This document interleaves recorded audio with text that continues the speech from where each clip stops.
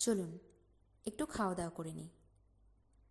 আজকে সন্ধেবেলার টিফিনে আমার সর্বকালের প্রিয় মুড়ি আছে, আর তার সাথে রয়েছে এই কষা কষা করে মুরগির মাংস। আজকে বিকেলবেলা অফিস তাড়াতাড়ি ছুটি হয়ে গেছিলো, তো ফেরার পথে মুরগির মাংসের দোকানে পাশ দিয়ে যখন যাচ্ছিলাম তখন দেখলাম গিলেমেটে আলাদা করে বিক্রি হচ্ছিল। তো আমার বাড়িতে তো আজকে মাছ হয়েছে সাধারণত, কিন্তু মনটা কেমন একটা করলো যে এটা মুরগির মাংস কষা বা গিলেমেটে খেলে কেমন হয়। আর যেই মন চাইলো অমনি তার কাজ, কারণ আফটারঅল দিল তো বাচ্চা হেজি, আর বাচ্চাদের কথা রাখতে হয়। তাই তাড়াহুড়ো করে আমি কিছুটা গিলেমেটে আর সামান্য একটু মুরগির মাংস না, ঠিক চিকেন উইংস কিনে নিলাম। ওটা স্কিন সমেত ছিল।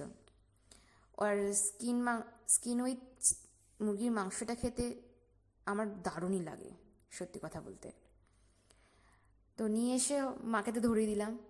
মা দেখে অবাক হয়ে গেল যে এখন রান্না, সন্ধেবেলা খাবো বললাম। মা বলে, সন্ধেবেলা টিফিনে এখন তুই মুড়ি দিয়ে মাংস খাবি? আমি বললাম, মা করে দাও না, খুব ইচ্ছে হচ্ছে। আর মা কি আর মেয়ের কথা ফেলতে পারে? সঙ্গে সঙ্গে যেই বললাম অমনি সঙ্গে সঙ্গে মা আমার জন্য তাড়াতাড়ি করে এই লাল লাল কষা কষা মুরগির মাংস এত কম সময় বানিয়ে দিল। আর সত্যি কথা বলতে যেমন দেখতে হয়েছে তেমনি তার স্বাদ। এত সুস্বাদু খেতে হয়েছে যে এখন আমি ভয়েস ওভার দেওয়ার সাথে সাথে এখনও মুখে স্বাদটা লেগে রয়েছে। আমার সাধারণত মুরগির মাংসর গিলেমেটেটাকে বাড়িতে মুরগির স্টমাক, মেটে এইভাবেই বলে থাকি। অনেকে দেখেছি গিলেমেটাই বেশি বলে, তাই আমরাও গিলেমেটেটাই বলি। অনেকে আবার মুরগির চটপটিও বলে। আপনারা কি বলেন কমেন্টে প্লিজ জানাবেন। আমার মুড়ি দিয়ে সাধারণত ওই চানাচুর মেখে শুকনো করে খেতে খুব একটা ভালো লাগে না।